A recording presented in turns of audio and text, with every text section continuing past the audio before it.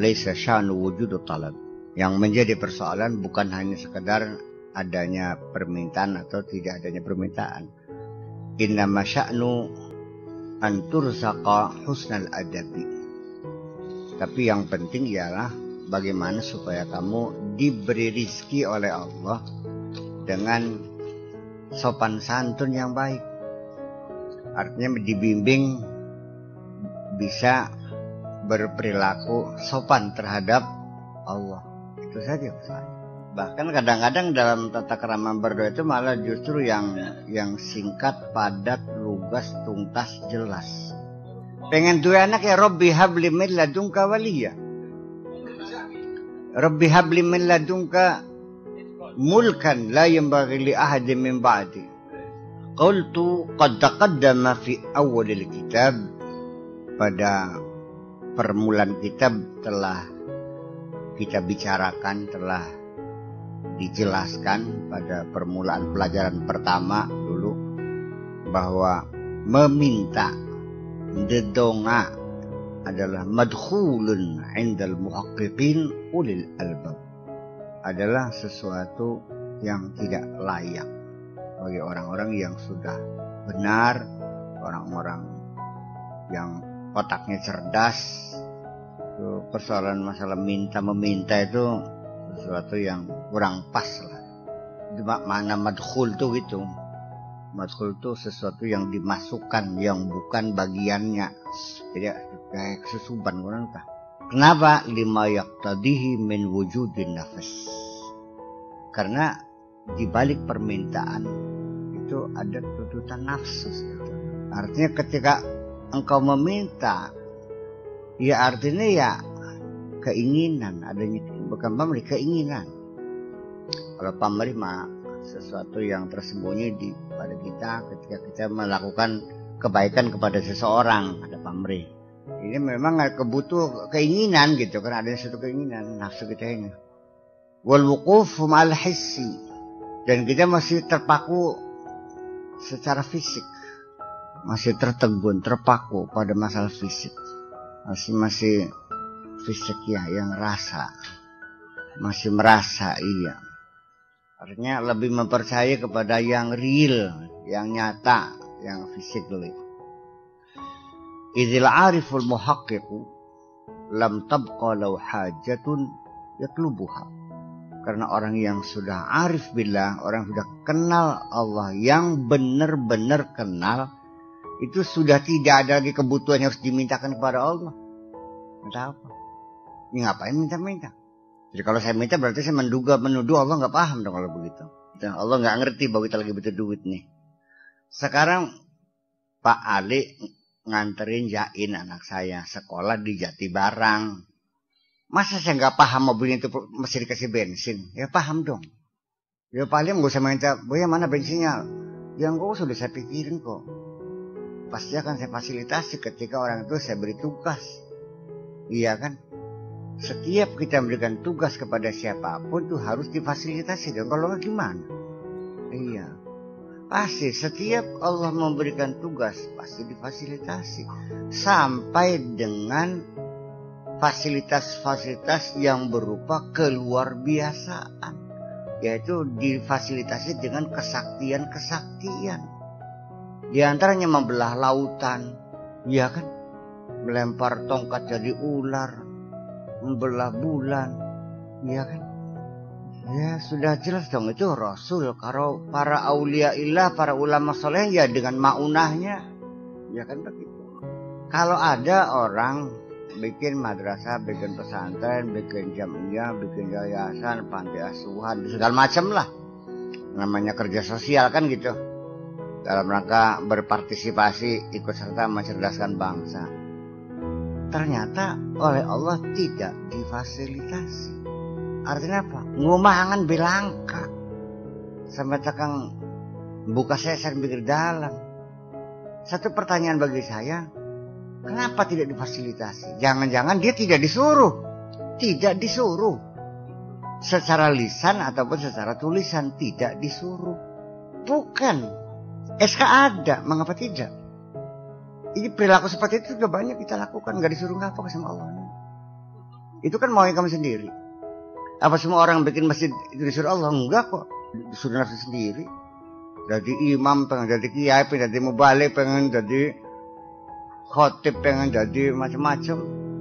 Ya ketika tidak diberi fasilitas, malah Allah ya jangan menyalahkan Allah, nggak disuruh apa. Coba introspeksi, yang nyuruh siapa? Mari kita introspeksi, yang nyuruh siapa? Jangan membohongi Allah, Allah tahu kok. Mulut kita tidak akan bisa berkata di pengadilan Allah. Kenapa demikian? Kembali lagi bahwa orang yang arif billah itu ya sudah nggak butuh apa-apa lagi. Tidak perlu minta lagi. Lam tabqa lahu hajatun yatlubuha. Sudah tidak perlu minta lagi. Sudah tidak punya kebutuhan apapun yang harus disampaikan kepada Allah. Kenapa? Li'anna qad hasala lahul ghinal akbar. Karena dia sudah sangat kaya sekali. Karena dia sudah mencapai satu kekayaan yang sangat besar. Dia sudah menggapai satu kekayaan yang luar biasa. Wa faza min maulahu bil hadzil aufar. Dan dia sudah diberi oleh Allah dengan keberuntungan yang serba lengkap. Apa itu? Wa huwa ma'rifatul maula, yaitu ma'rifatullah. Wal ghaibah amma siwa. Hanya Allah saja yang dilihat.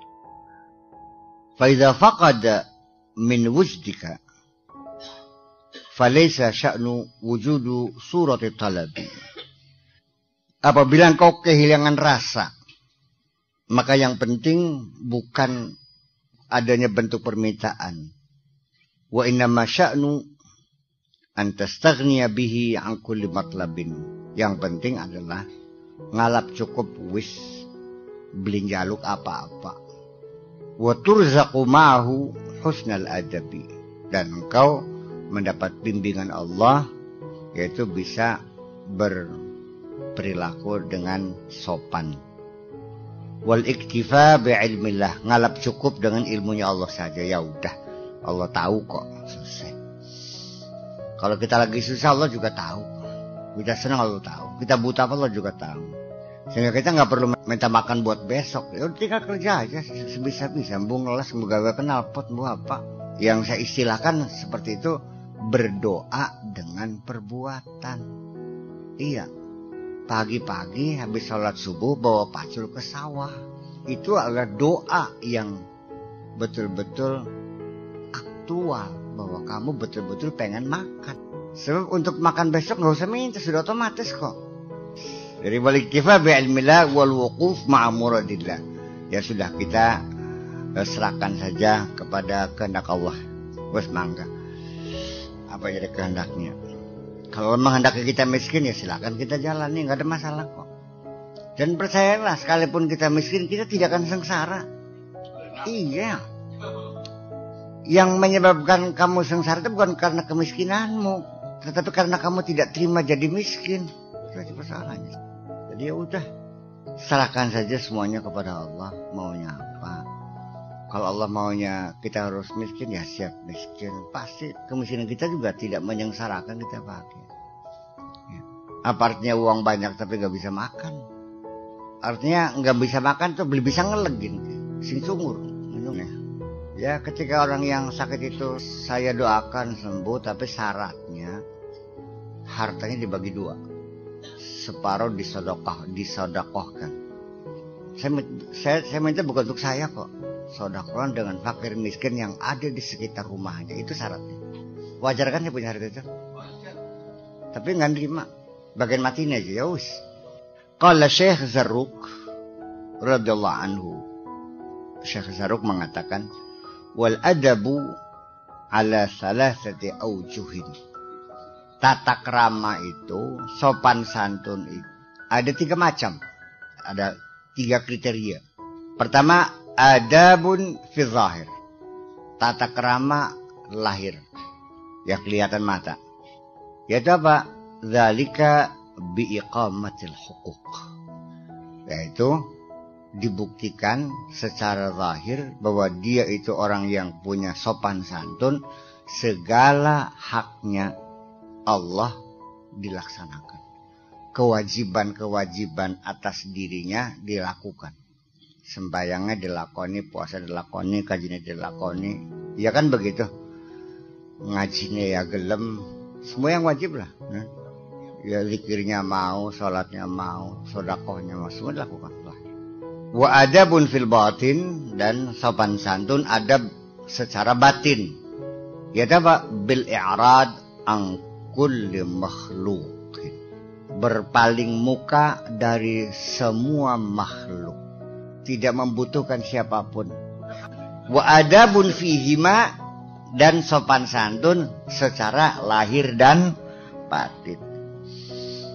Wa dzalika bil inhiyashi lil haqqi, bermesraan hanya dengan Allah saja. Wa dawam baina yadayhi, dan selalu bersimpuh di hadapan Allah. Allah bisa disidqi, di atas hamparan kejujuran, kebenaran. Wa dzalika huwa jumlatul amr wa tafsiluhu wa tafri'uhu wa ta'siluhu. Itulah kira-kira secara global persoalannya itu, garis besar seperti itu, perinciannya, cabang-cabangnya, dan termasuk juga asal muasalnya dan sebagainya. Itu kira-kira yang penting, kira-kira siap bersanding menghadap Allah.